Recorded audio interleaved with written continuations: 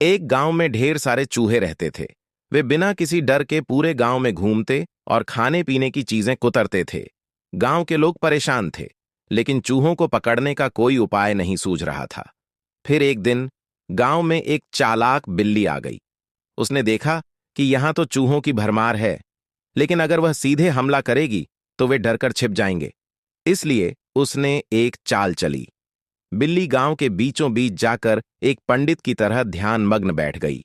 कुछ चूहों ने उसे देखा और डरते डरते पास जाकर पूछा, तुम हमें खाओगी तो नहीं? बिल्ली ने आंखें बंद रखते हुए कहा, मैं अब साध्वी बन गई हूं, अब किसी को नहीं खाऊंगी। मैं तो बस यहां ध्यान कर रही हूं। चूहों को यकीन हो गया कि यह बिल्ली अब खतरा नहीं है। धीरे धीरे वे उसके आसपास निडर होकर घूमने लगे। कुछ दिन बीत गए। चूहे अब बिल्ली के बहुत करीब आ गए थे।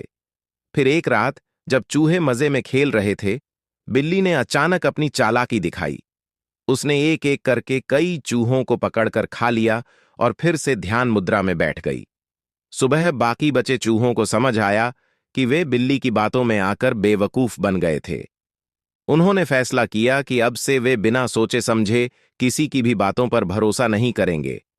इससे यही सीख मिलती है कि किसी की मीठी बातों में आकर जल्दी भरोसा नहीं करना चाहिए, खासकर जब वह तुम्हारे स्वभाव के विपरीत लगे।